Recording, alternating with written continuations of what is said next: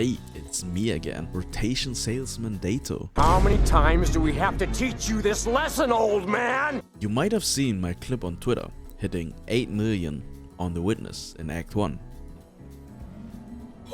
Oh my god! Holy shit!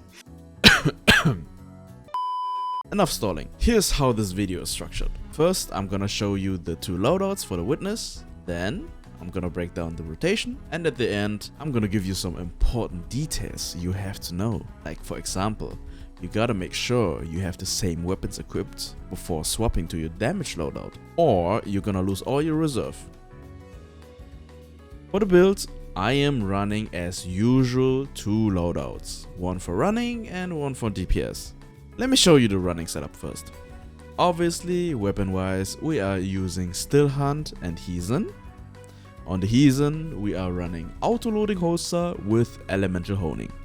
Pretty much max handling with impact casing. My 3 primary of choice for running is Multimark, Imminence and Vulpecula. For multi, it's the Royal from Banshee with kinetic tremors and attrition orbs. On my Imminence, it is with Slice and Chaos Reshaped.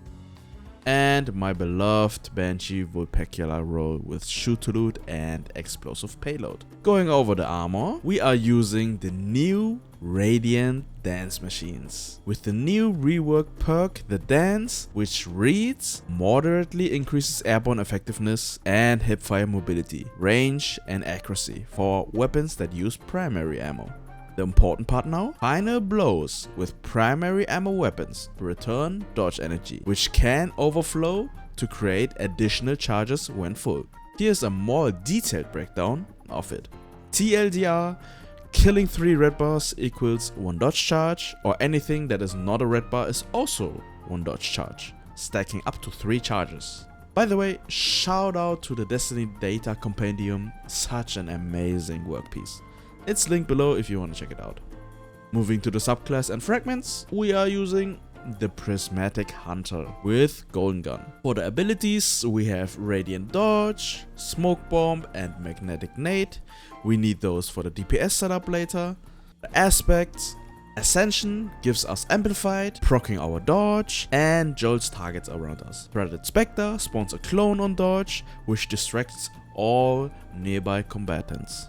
You're probably gonna understand now why I'm running RDM with this setup. This setup feels like Invis Hunter, but you can shoot with your gun if your clone is close by.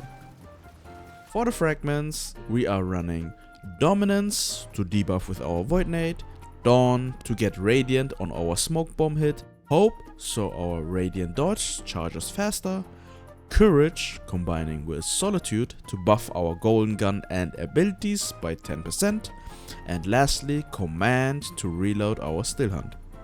Here are the mods and the artifact perks. The 4 most important artifact mods are Limit Break, Legend Incarnate, Dielectric and Flashover.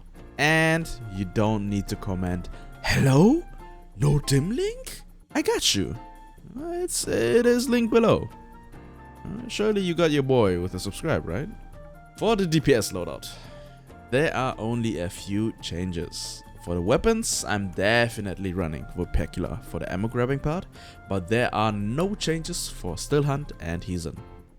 Subclass wise, everything's exactly the same. The difference is we are swapping from Radiant Dance Machine to Nighthawk. And the armor mods, of course. You ready to screenshot? Boom! Okay, that's enough yapping for the build. Before we jump straight into the rotation, we have to set it up properly. Here's a quick 5-step plan so we can maximize our damage. Step 1. Make a green brick so you can grab it later. Step 2. Have Transcendence ready. Step 3. Before starting DPS, have 2 stacks of dodge. Step 4. Set up the elemental honing on an ad with Ascension for the arc stack and your strand weapon for the strand stack. And lastly, step 5, obviously swap loadouts. Moving on, let's break down the rotation. First, we want to break the button with our still hunt, so our elemental honing is on the 3rd stack. Then we pop our Kates into swapping to the Heathen. If the island raises, that is our signal to do the Nade into Ascension combo, which debuffs the Witness and gives us Radiant plus Amplified, granting us damage reduction versus the surrounding adds and 40 handling on our weapons. The moment we finish the Ascension, we shoot our rocket, swap back to our still hunt, and if you hear the cracking sound from the chest, that's your next signal to hit him with your Kates. Now we finish the still hunt and reload our mag. Make sure to time the swap the moment the mag hits the gun. Hit the Witness with a quick combo, shoot your Heathen into smoke, into golden gun, into holding your shoot button. Next up, swap to your still hunt, shoot your last hit and pop your Kates. Animation cancel it with your Transcendence, shoot your Kates and hit him with the Wombo combo. Make sure you flick to the left arm with your Transcendence nade. I will explain it later.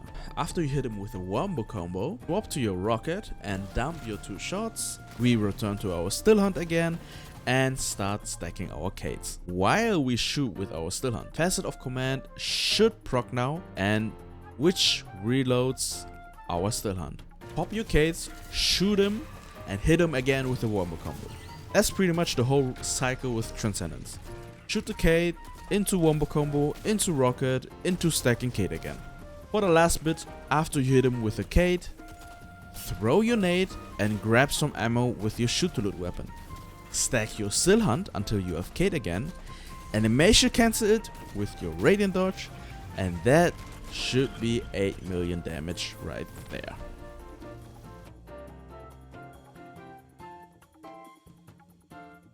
You definitely gotta put in some time to practice. For myself, I'm probably like 50 to 100 banners deep now. There is a saying in German, kein Meister ist vom Himmel gefallen, which translates to no one is born a master. Here are all the small details which might help you with the rotation or your run. Number 1. Make sure you are going into DPS with bolt charge times 3 or less, so you get amplified a second time during DPS. If you ask how, just use Ascension on an ad and kill it while it's jolted. Number 2, at the beginning, if you start with a nade and Ascension combo, make sure you are a little bit to the left or right side of the island. You don't want to shoot your own clone and ruining your rotation. Number 3, if your debuff timer is not 7 seconds left, feel free to break the button first, then jump on the island. Last thing you want to be is sitting in the middle and getting beamed by ads. The island will cleanse you 2 times. One time at breaking a glyph and one time when it's fully raised. Number 4, make sure your swaps are crisp clean. Every perfect time swap, every perfect animation cancel will net you more time at the end, which leads to hitting your last Kates or not. This is my knowledge after spending a lot of time in this encounter. So a like and subscribe on the video will help me out a lot. I'm also starting to stream some practice and crafting runs for the solo witness, so feel free to check out my YouTube live or Twitch. Also, let me know what you think about this video too. And if you want to know more about the best rocket in the game right now and why you need to craft 2 of them, check out this video right here.